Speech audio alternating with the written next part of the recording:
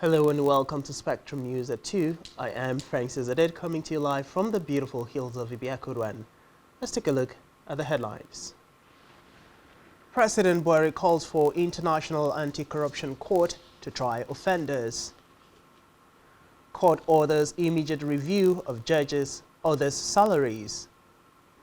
Plus, President Biden set to meet Prince Mohammed bin Salman despite criticism. We'll bring you details of these stories and more in a moment.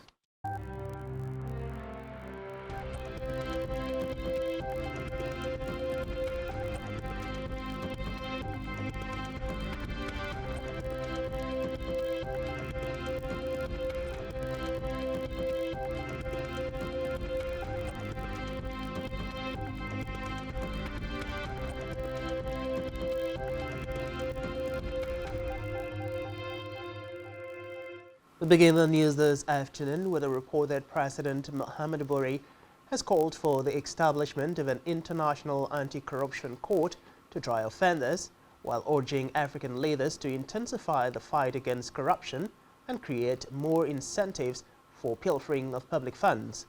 In his recorded remark to celebrate the African Day of Anti-Corruption, the president, who praised African leaders for gains so far recorded, noted that efforts must be intensified to prosecute offenders and collect resources that had been stored in other countries.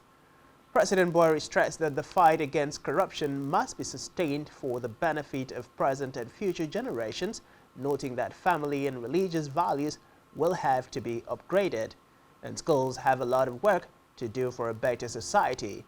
He urged African leaders to work together at whatever level to get rid of corruption in Africa, adding that it was imperative to kill corruption in Nigeria and Africa. Meanwhile, President Muhammad Buhari has urged the Nigerian military to confront terrorists and wipe them out of Nigeria.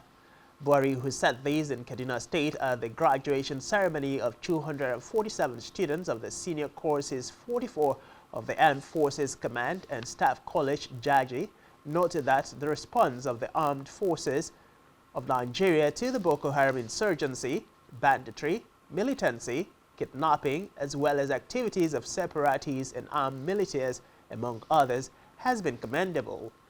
According to a statement issued by Senior Special Assistant on Media and Publicity, Garba Shehu, the President described ongoing collaboration of the armed forces of Nigeria, Cameroon, Niger Republic, Benin Republic, and Chad to combat Boko Haram in the Lake Chad region as productive and successful. This came as 6 top Boko Haram and Islamic State of West African Province ISWAP commanders surrendered to Nigerian troops on Wednesday, July 13, 2022, in the Gosal local government area of Borno State. Director of Defense Media Operations, DMO, Major General Bernard Onyeko, made the disclosure during the bi-weekly press briefing. Recent terrorist attacks in Nigeria bearing the hallmark of national and trans-border insurgents trying to cause havoc in Nigeria as well as in neighboring countries.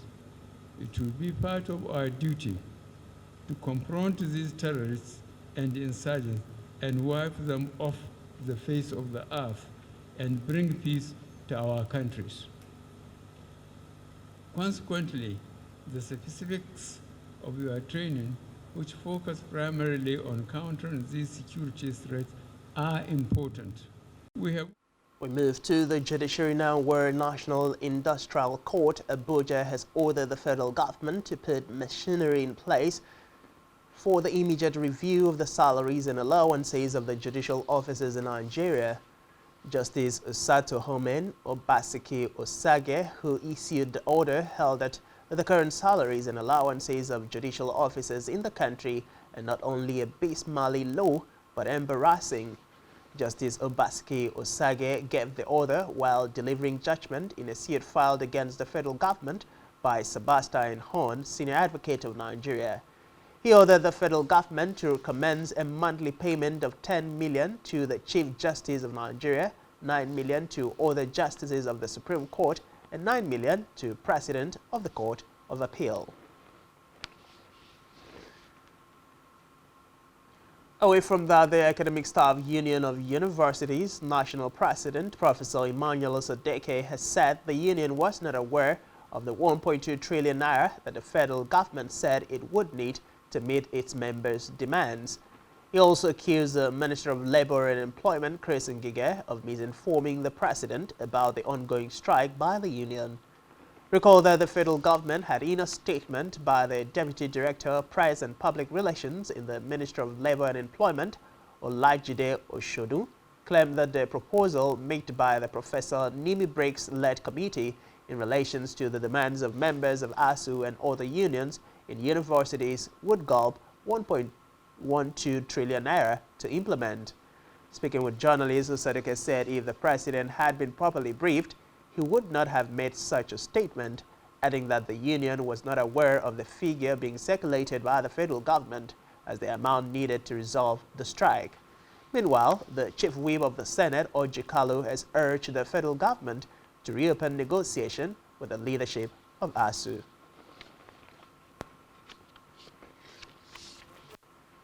In the meantime, senior advocate of Nigeria, Femi Falana, has once again spoken up about the lingering strike by the Academic Staff Union of Universities, ASU. In a statement, he ramped up his push for the federal government to take actions to meet the demands of the striking lecturers and end the industrial action, which started on February 14th.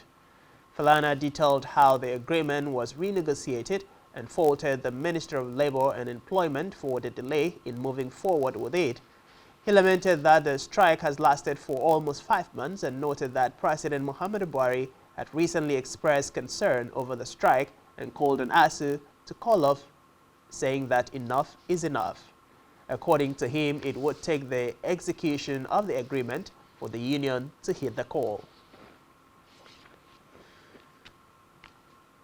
In another development, former President Olusegun Obasanjo has been honored with the Zambia highest award of the honor of the Order of the Eagle by the President Hakainde Hichilema in Lusaka, the country's capital. Two former President Helen Salaf Johnson of Liberia and Ernest Koroma of Sierra Leone also got similar honor at the colorful ceremony. A special assistant on media to the former Nigerian President Kehinde Akinyemi hinted that the honors were contained in a government official publication signed by the acting secretary of the cabinet, P.K. Kangwa. Reacting on behalf of the awardees, Obasanjo said the honor would serve as encouragement to do more for the continent. I publicly ask our former Vice President, our President who is watching, former President, this is your league. These are the people you should be working with. Prime Minister Congo DR, these are the people we can learn from a lot to keep our countries stable, individual countries stable. Mr. President, we really thank you, sincerely thank you for this honor. You have done us this honor, and we take it as encouragement to do more. Whatever we have done in the past for Africa, for the black race, and for humanity, this honor is a challenge for us. Meanwhile, with the Ocean governorship election barely 24 hours from now, the Independent National Electoral Commission (INEC) has commenced the distribution of sensitive materials to all the 30 local government areas of the state. Reports say INEC officials moved the materials amid tight security on Thursday night at the Commission's headquarters located along Bungang-Oshobo Road. The Ocean State Resident Electoral Commissioner, Professor Abdul Ghani Raji, who spoke with newsmen, has said the electoral officers would take the items to their councils where they would be sent to the polling units on Saturday morning, adding that the move is to ensure efficient delivery of the items to the polling units on Saturday. Still on electoral matters, Cross River State Governor Professor Ben Ayade has emerged candidate of the All Progressives Congress APC for Cross River North Senatorial District. He was elected at a primary election rerun conducted at Ogoja Local Government Headquarters, where he emerged unopposed. The by-election was necessitated by the voluntary withdrawal of Martin Orim, who had won the ticket in the initial exercise held on May 28, 2022. The chairperson of the APC Primary Election Committee for Cross River North, Barrister Samira Tabo, declared the governor winner with 252 votes out of the 255 total numbers of votes cast, while 3 votes were invalidated. According to Samira, following Orim's withdrawal, the senatorial by-primary election was to ensure that the party fielded a candidate for Northern Cross River under the provisions of the Electoral Act. In his acceptance speech, Ayade expressed gratitude to the delegates for electing him. The governor said he is well equipped for the Senate and would bring his wealth of experience to bear in the upper legislative chamber if elected.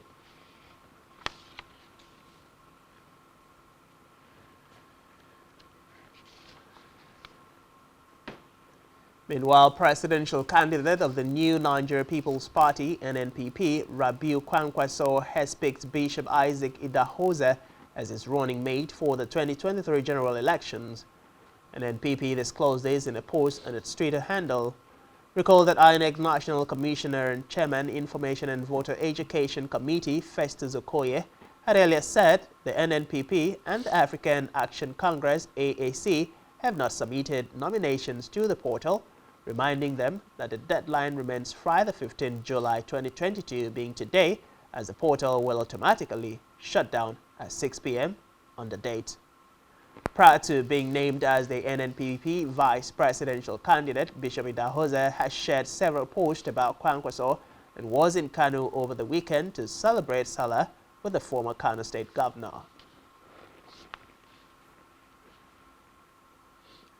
In the meantime, the All Progressives Congress has postponed the official unveiling of former Borno State Governor Kashim Shettima as its vice presidential candidate for the 2023 general election. Shettima was meant to have been presented to party members at the APC National Secretariat on Thursday, but an APC official told reporters the event has been moved forward. He said a new date will be announced in due time, as the directive for the postponement is set to have been given by the party's Deputy National Secretary. No reason has been given for the decision, which comes amid controversy over the choice of a Muslim ticket by the party.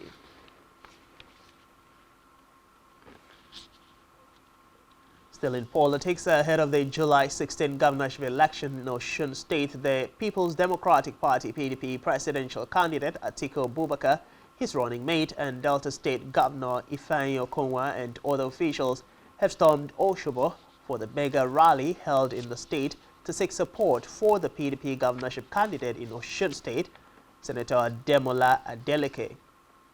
Also in attendance is a popular singer, Davido, PDP National Chairman, Senator Iyorchia Ayu, other PDP governors, and former Osun State Governor Olagunsoye Oyinlola.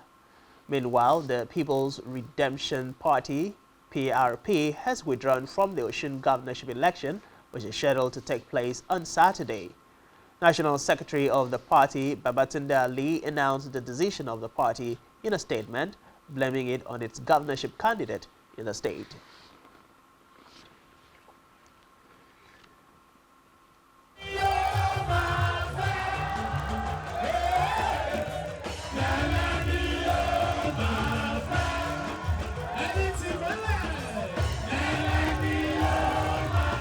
In back here, Akwa State Governor Udom Emmanuel says the Itebi-Iwang Bridge will be ready for inauguration by September this year. The governor made the announcement while inspecting the ongoing construction work at the bridge along the Itebi-Iwang Road in Bolokol government area. While inspecting the pace of work at the project site, Governor Emmanuel expressed the commitment of his administration to completing the project in line with his campaign promises to the people of the area. The governor emphasized on the economic importance of the road, appreciated the youths of the area for ensuring the safety of construction workers and materials on site. Earlier, the managing director of Army Tech Construction and Development Company, the firm handling the construction of the road, Ayman Sumwa, said the road construction has been completed and assured that the bridge will soon be ready for inauguration. Meanwhile, the chairman Senate Committee on Petroleum Resources and senator representing Akwa Ibom Northeast Senatorial District has resigned his membership with the People's Democratic Party (PDP).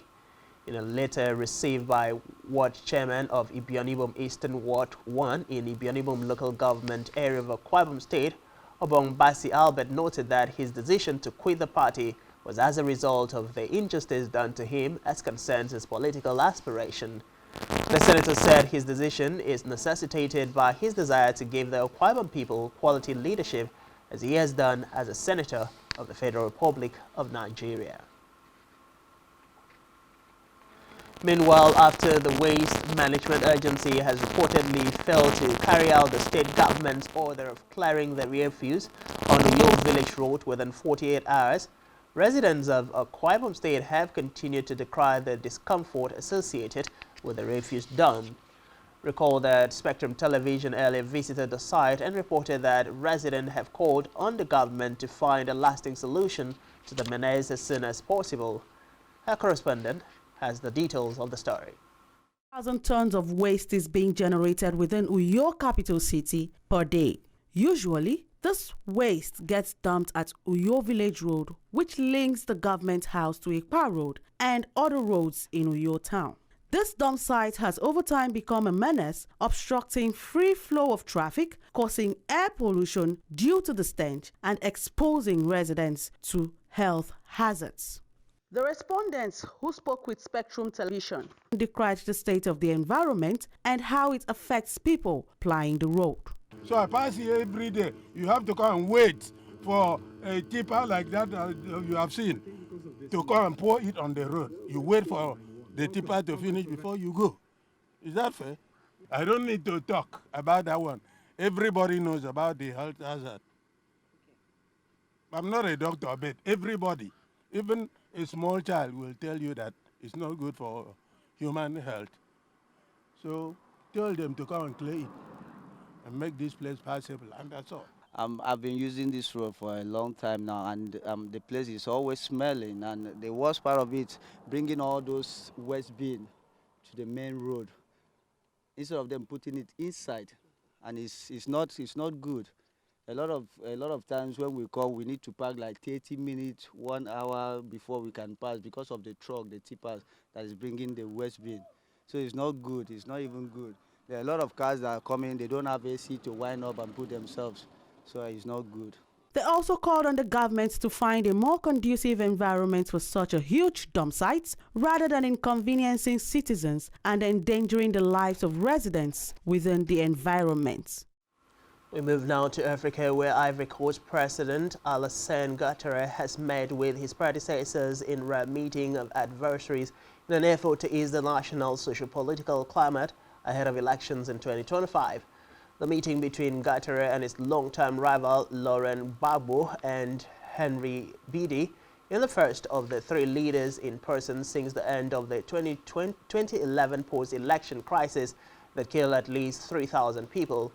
According to a statement read by Bogo, who served as the leader's spokesman at the end of the meeting, which took place at the presidential palace in Abidjan behind closed doors, was a reunion meeting to share their knowledge of the country, their experiences, and obviously the political weight they represent. The former presidents expressed their gratitude to Ouattara for the meeting, while Ouattara said he'll like this type of meeting to occur regularly. Meanwhile, Libya's government has replaced the head of the key National Oil Corporation, NOC, in a dramatic move that prompted the United States to warn against any armed confrontation over the sector. In a decree made public, the unity government of Abdul Hamid Bida appointed former central banker Fahad Bengdara to replace NOC head and veteran technocrat Mustafa Sanala. Reports say Bida's move against Sanala follows months of rising tension in Libya after the country's eastern-based parliament appointed a rival government led by former Interior Minister Fatai Banshaga, backed by military strongman Khalifa Haftar. Bidas has refused to cede power before election, and Banshaga has so far failed to take office in Tripoli, raising fears of renewed conflict just 2 years after the landmark truce ending a ruinous attempt by Haftar to seize the capital by force. The U.S. Embassy has said it was following developments with deep concern and stressed that the NOC was vital to Libya's stability and prosperity.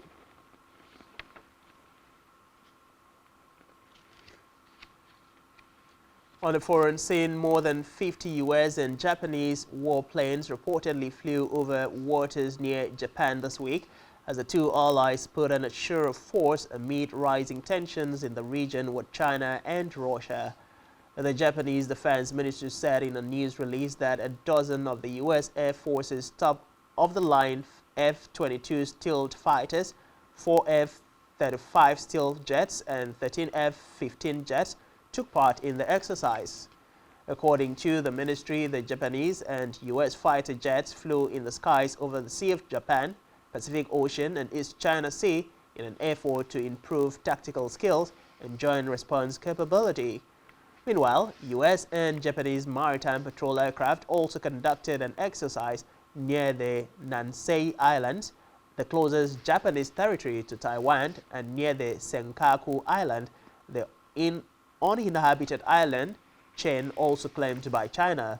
The Japanese statement said the exercise was conducted to strengthen the capability of Japan-U.S. alliance for effective deterrence. In the meantime, Chinese and Russian warships have been increasing their presence around Japan in recent times. Another development, U.S. President Joe Biden will meet Palestinian leaders in the occupied West Bank on Friday before he flies to a controversial summit in Saudi Arabia. His meeting with Palestinian President Mahmoud Abbas is likely to be strained after ties hit a low under the Trump administration. U.S. officials say after the meeting, Biden will travel to Saudi Arabia to meet its de facto ruler, Crown Prince Mohammed bin Salman, and Biden will meet both the prince and his father, King Salman. According to reports, Biden's meeting with President Abbas in Bethlehem earlier will be the highest-level meeting between the U.S. and the Palestinians since the Palestinians froze ties in a dispute over the closure of the Washington office of the Palestine Liberation Organization, PLO, the main representative body of the Palestinians, by the Trump administration in 2018. In the meantime, Suella Braverman has backed Foreign Secretary Liz Truss to be the next Tory leader after being eliminated from the contest to be the next Prime Minister. Ex-Chancellor Rishi Sunak came first in the latest round of voting, with Penny Mordaunt second and Truss third. Reports say Truss has been looking to pick up support from the right of the party in a bid to reach the final two. Meanwhile, former Brexit Minister Lord Frost has urged fourth-place Kemi Benedek to step down to back Truss. A ballot of Conservative Party members will decide the winner. Announce the results of the second ballot in the leadership election. Suella Braverman is eliminated from the contest, and the others are able to go forward to a further ballot on Monday. We are at a critical moment for our country. We face huge challenges. Now is the time to be bold. We cannot have business as usual. We don't have a moment to lose. And I will work with colleagues from right across the party to lead a strong and united team. And still to come in the news, Sport Minister Dare solicits support for cycling in Nigeria. Just stay with us.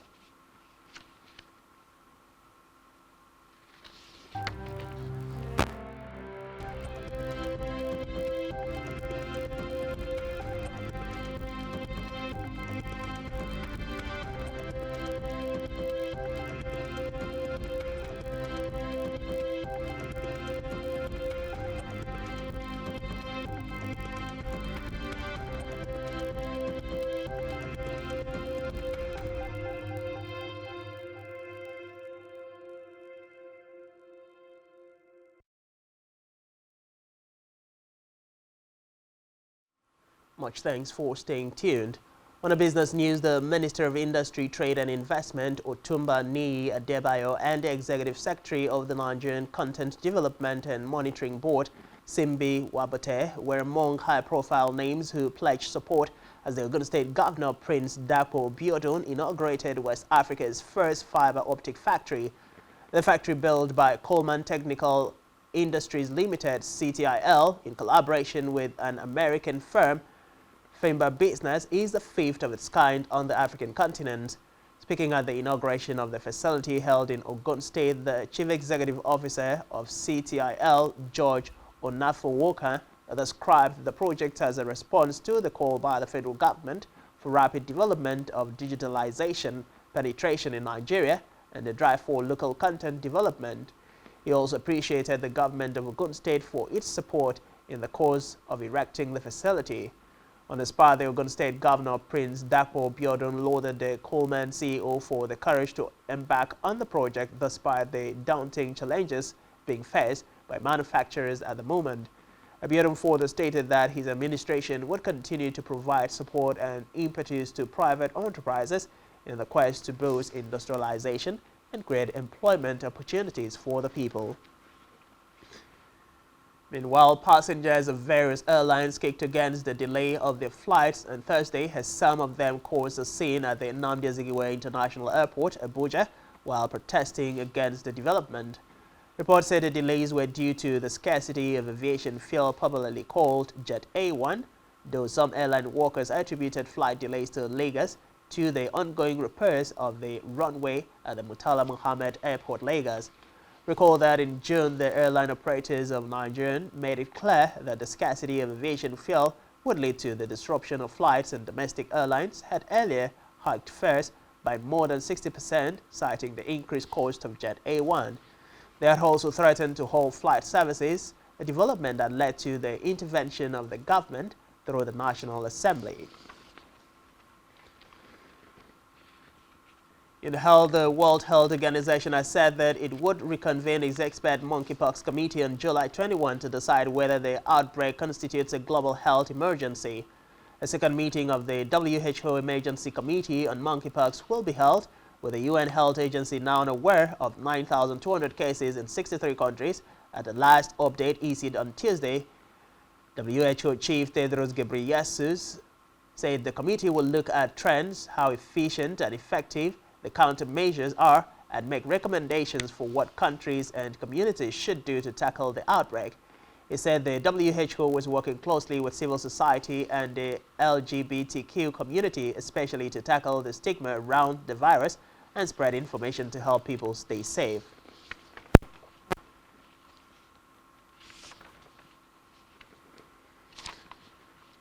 In another development, a report by World Health Organization and the International Labour Organization has shown that women in the healthcare sector earned an average 24% less than their peers who are men.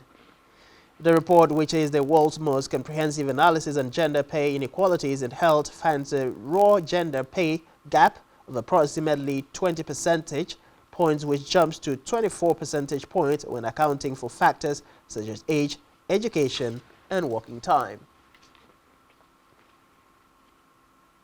In sports, Nigeria will today join the rest of the world at the 18th World Athletic Championship taking place in Oregon, United States. Since making her debut at the championship in 1983, Nigeria only managed to pick 9 medals, made up of 4 silver and 5 bronze medals, with gold medals still far from being won. Reports say the World Athletics have confirmed Nigeria for 15 events, while the Athletics Federation of Nigeria AFN listed a 22-man contingent for the 10-day event. Organizers of the 18th World Athletics Championship, World Athletics WA, has confirmed that more than 1,900 athletes from 192 teams will be in action at Eugene's Howard Field from July 15 to 24. Meanwhile, President Muhammadu Buhari has congratulated Nigeria's female football team, the Super Falcons, for qualifying for the Women's World Cup in Australia and New Zealand in 2023 after their emphatic quarter-final victory at the ongoing Women's Africa Cup of Nations WAFCON in Morocco.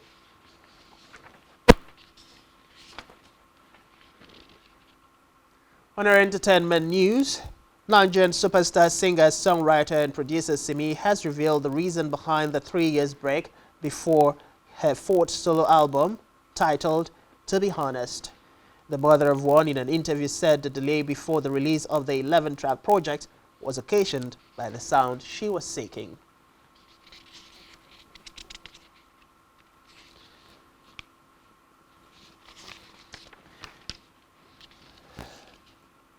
And that's all we have for you at this time. Do ensure to follow us on social media and subscribe to our YouTube channel, all of which you can find on our website, SpectrumTv.ng. You've been watching Spectrum News at 2. I am Francis Adet. Good afternoon.